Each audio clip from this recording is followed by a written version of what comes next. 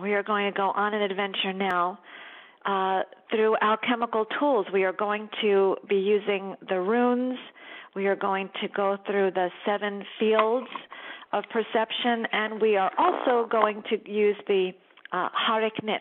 So we're going to combine a lot of yummy, delicious stuff in a very short time. So let's begin by, why don't you tell me what is the question that you're holding for guidance? And before you do that, let me just explain. The runes will provide guidance, but even more than guidance, this whole process, because we're moving through 7 fields, is we are creating new pathways of communication through the fields so that there's a true experience of multidimensionality and oneness. And as you're embracing that experience within, you're also producing oneness across the cosmos. And as you're asking your question, you're inviting the runes to support you in helping you become the embodiment or the answer to your question. So it's not just about giving you guidance and pointing you in a direction. We're actually going to be activating the exact qualities from each of these 7 fields that would be the most beneficial for you to become the new explorer, courageously navigating whatever it is that you began this call considering an issue. How does that sound? That sounds great. Okay. So now you can describe what the question is. Well, I guess the question boils down to simply, what is my best path forward in my work and in my business? I feel like I created a job for myself and trying to follow other people's blueprints and preconceptions of what it means to be doing and being a spiritual teacher. So it's coming back to, how do I do me? How do I do me? I love this question. You know I would, right? Right. Because how do I do like me and thrive and prosper and have fun and help facilitate change? I am so eager to see what comes up here, and I'm glad that we're recording this because you are certainly not the only one holding that question. Therefore, let us invite now, everyone who we have met and yet to meet who is holding that same question so that they can receive the gifts of these runes as well. They will be clearly personally attuned to you, but everyone will receive something beneficial if they ever listen in. So first I want you to tune into your question. I want you to tune in to how you've been holding this in your body, the whole breadth and width of it, the amount of time that you've been trying to figure this out, the amount of energy that you've expended trying to put yourself round peg into a square hole, the amount of judgment and self-judgment, and the amount of toll that holding this question has had for you. Anything coming up when I bring that up? Oh, yeah. My neck is constricted. My eyes are tearing up, and I just feel like, I know, heavy, sick. I know. Okay, so that's it. I wanted you to be aware that the reason that we want to do this today is because you've been holding that question from a dualistic perspective. And of course you have. What else have you had as an option? But in duality, every time you've asked yourself this question, you've moved further into density, into tension, into pressure and constriction. And just feeling that and leaving your mind out of it, you're aware now that as you're holding this question in density, you're trapping resources, okay, and you're also you're not in harmlessness. You're trying to figure out how to make things happen in a way that will be beneficial for you and for everyone else. And you're certainly caught up in all the bizarre paradoxical messages about money is important, it's not important. Here to save the world, here to focus on ourselves alone. Desire is good, desire is bad. I mean, all of that just comes up. It's just like you're in such a double bind, damned if you do, damned if you don't. And all of that has been weighing on you, and it's making it very difficult for you to know what you know. And I know that you are someone who effortlessly knows on behalf of other people. Mm-hmm. But everything that you're holding in your body is clearly making it impossible for you to effortlessly know on behalf of you. Amen. Not using your name. Okay. So you can feel how the channels of life force are clogged and the gates of abundance are shut down as you're holding the question the way you've been holding it. Right? Absolutely. The good news is you're never going to be able to hold that question in the same way again. Just ain't going to be possible after this session. So we're going to use the tool now, a tool that we all have inside of us. It is a tool to dissolve away illusion and density. And here's how we're going to use it. I want you to envision now just bringing your awareness to your navel center. And just imagine that there's a funnel right in your belly button, and you can pour your consciousness into your navel through this funnel so that your consciousness goes through a short tunnel, and it moves through that tunnel, and it comes out to a sacred space that Almin calls the Hareknet. And what we're experiencing as you're landing in the Hareknet is you're on a beach of the black waters of Kali, the black waters of the mother that dissolve all illusion away. They have a special quality, and as we immerse you in that water, all the layers of density and trapped resources, all the programming and conditioning, memory imprints, psychic imprints from identities, projections, attachments, all of that get dissolved away. And all the membranes that reinforce separation and duality and polarity get cleansed and opened up so that you can move back and forth between membranes. And that's what we're going to actually do. We're going to go through 7 fields, cleansing the membranes between the fields. So I want you to just envision yourself in this very sacred space, more warm, comfortable, embracing, and inviting than anything you could have ever imagined. A cosmic womb where you just relax and trust and surrender and feel the comfort and the nurturing and the support. The sun is not there. The sky is overhead, and it's studded with trillions of stars. And you can now just envision yourself walking into these waters.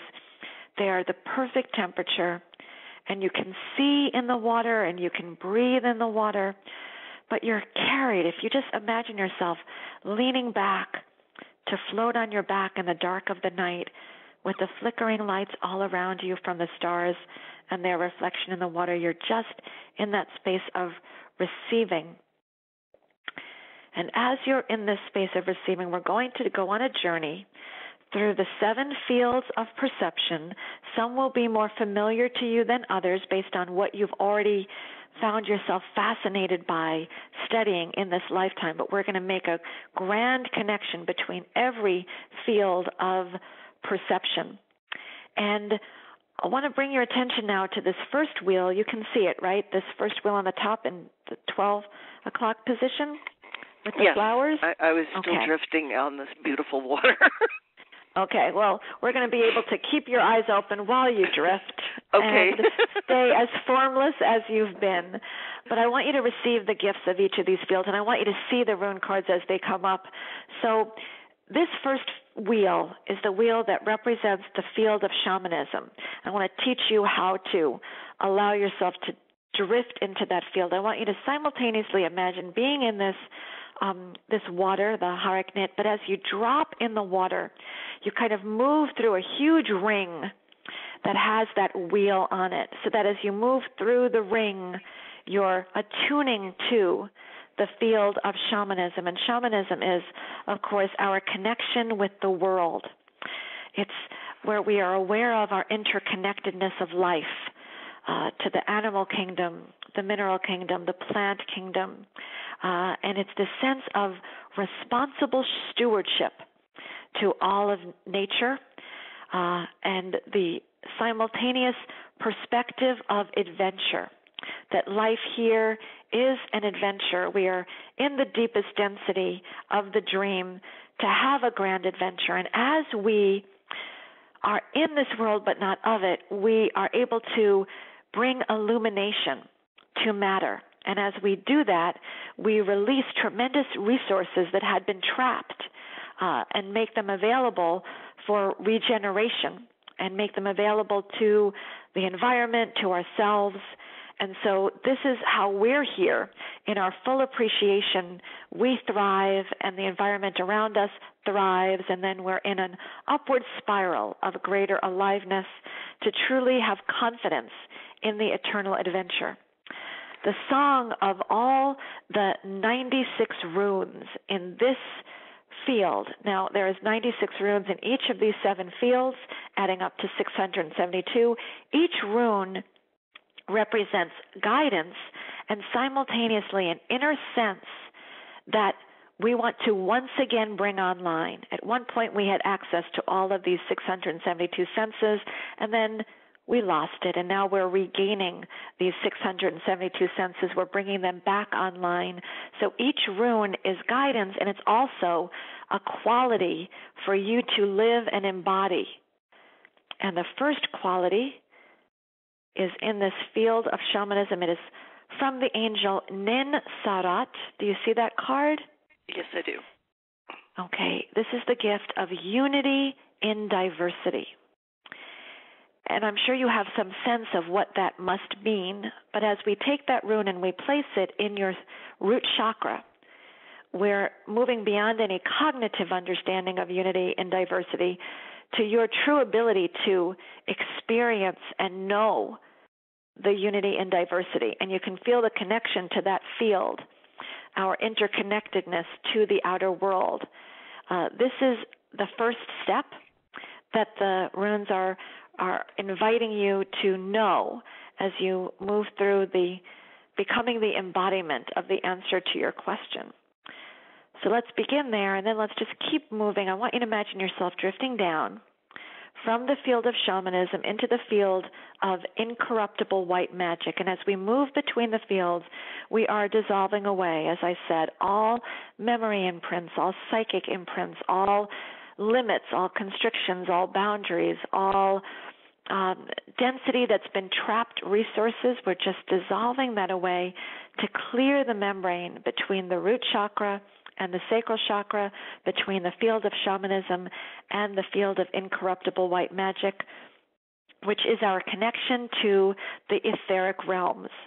And you have a deep connection, clearly, to the etheric realms, to the angels, to the elves and the fairies, and the star transmissions, and your ability to interact so adeptly with these realms has to do with your innocence, your harmlessness, your receptivity to their gifts. So they're here to remind us of our magic, to reveal that to us.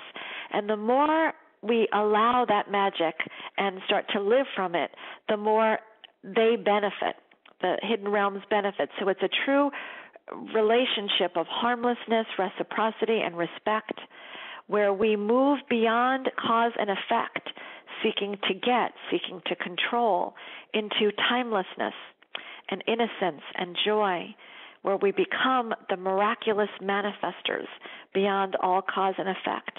And as we engage with magic this way, as we remember it, we unleash layers of separation which revitalize the hidden realms. And moreover, our white magic benefits life on all levels. So the gift that this field wants to offer to you is in this card, Sil Vatu, the purity of mind and heart. So I want you to take that rune and place it in your sacral chakra, And right now, and this just happened in the card reading right before yours, which is kind of surprising, each of these cards that we're pulling is very connected to the field that we're describing. So this truly is an adventure for you through the fields, receiving one gift from each field that's going to culminate in kind of a symphonic cacophony of potential that's being unleashed. So the first one is unity and diversity, and the second is purity of mind and heart. Clearly, the more you know purity of mind and heart as not a trying for, but just a truth that you rest in, the more the hidden realms can gift to you. So let's move our attention, let's drift down a little bit more into this field. The third field is the field of healing through remembered wholeness. It's our connection to the body. And in this field, we tap into the ability to remember oneness and see perfection underlying all appearances. To know that in any moment we could focus on the appearances, or we can choose to look through our refined perspective and see the perfection. And as we make that choice, we use less resources. Choosing refinement uses less resources, which ends up creating an excess for body evolution and to reveal into our environment. And the song of all of the 96 runes in this field is the song of inclusive oneness. And the gift for you from this field is card 83 from Angel Gra Vanech. It is the calling. So place this rune into your solar plexus and hear this. You are being called by the universe to fulfill a task for the enhancement of life. Do not sidestep that which is before you. It is in fulfilling our calling that life's possibilities open to us. So rooted in unity and diversity, and knowing your purity of mind and heart, you can certainly rise into this calling.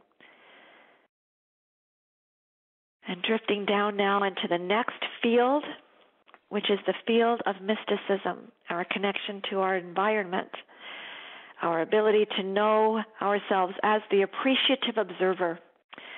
As we appreciate, everything thrives. As everything thrives, we have more to appreciate. It's a simultaneity of being the appreciative observer and having aware participation beyond reaction and seeing opposites in our environment. It's the way to live as the courageous spiritual warrior on an adventure of purity of mind and heart, truly. And the song of this field and all the runes in this field, the song of cooperative surrender. And the rune that is being given to you is the rune from Klirasut, which is the rune of illumination. So take this into your heart, dear one. An influx of light is about to occur in your life. Take time to digest the insights that will be yours. It is a gift of grace that will bring changes for the better. So just take that into your heart. We're going to have time to discuss what comes up for you, but I love that you're just allowing all of these gifts one by one to be placed into your field. We're moving now from these fields that actually seem to have a density into the black light fields. The first black light field is here, the field of metaphysics. As you drop down into the field of metaphysics, as above, so below, as below, so above, we recognize macrocosmic and microscopic levels as inseparable and recognize our ability to live the impersonal archetypal life whereby we acknowledge flawlessness always. And the runes of this field sing the song of the dance of eternity. And the gift from this field for you today is the gift of Aras Arasavali. I will try that again. Arasavali. It's the gift of changing perspectives. Please take this into your throat chakra. The moment reveals its potential to the eyes of the poet or the awareness of the sage. So right now, in every moment, you are now receiving a new illuminated perspective. Every moment revealing its potential to one who sees from a purity of mind and a purity of heart in harmlessness. That is the gift that has been bestowed upon you from the field of metaphysics. And dropping into the next field, which is the field of godhood. And in this field, you know yourself to be the center of your life. This is where our divinity arises in full, unique expression beyond all programs or conditioning.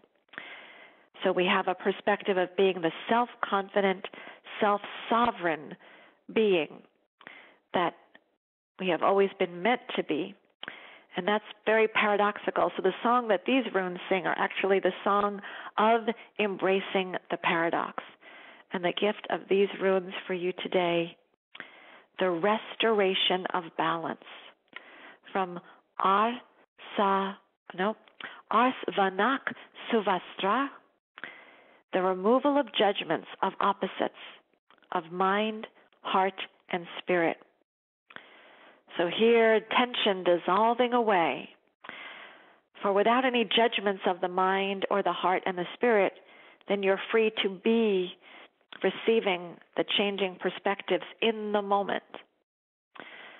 So that has been the gift to you from the field of godhood, and a culmination now in this seventh field, the field of the unfolding journey, the perspective of achieved oneness through knowing all there is the self, and through the unification of all these chakra fields, permeating, blending, merging. The gift of this field for you is from the angel Huk Veretar. It's the gift of vitality, the free energy device of vision, unfettered by belief systems. So the free energy device means to be a generator of resources. From nothing to resources. That's the free energy generation. And that is now being placed in your crown chakra, unfettered by the belief systems, and in the field of godhood, we just move some of those out. You can see the cards are listed here. Each card, its angel, as you hover over it, the field. I'm going to send you a link to this spread so you can read it, you can print it, you can click here to show the cards, and click to close the cards, spend more time with each of these, and see that this is actually an alchemical equation, rooting you in unity and diversity, allowing you to remember and to live from the truth that you have a purity of mind, of heart, especially as you have received the restoration of balance. Your mind and heart is even more pure, knowing that you are being called by the universe to fulfill this task, and that you are receiving illumination, changing perspectives, restoration of balance, and the vitality. That's what you asked for. How do I do this in a way that allows me to thrive and prosper and to be in delight and joy instead of being burdened, instead of feeling the pressure and the tension, instead of having to strategize and control and to make life happen? So what comes up for you? If you're comfortable sharing on this recording just a little bit about what comes up for you. I felt this was really very powerful. They definitely speak to me. I could feel each one of them. I could feel the wheels. I could feel the each rune that came in. some of them came in and felt a lot more powerful than others, and the one that was in my throat chakra and third eye and crown, I felt a lot of emotion, which I thought was interesting. From those chakras, it was almost like they were being liberated. Yeah. If that makes any sense at all. Oh, of course it does. So the others, it felt good as they were going in. It was interesting. The one for the sacral chakra kept wanting to go into the solar plexus. Oh, okay. Keep asking it to go back down, drop down, but it kept wanting to go there. But they just felt good. The other ones, the throat, the crown, and the third eye chakra, were really intense. And I'm still really emotional over it because I've always felt that I have this calling, and I keep feeling like I'm messing it up because I'm not sure how to do it, how to do me. Well, I know how to do other things. I know. So can you feel how much these cards are saying to you? Yes. Just relax into this. You can't get it wrong. You have the purity of mind and heart. You have the calling. The illumination is real. Mm-hmm. We are giving you a restoration of balance. We are helping you see that the vitality is inside of you. You don't need to chase after it in the outside. So I'm going to stop this recording. We've gone through most of what we wanted to discuss.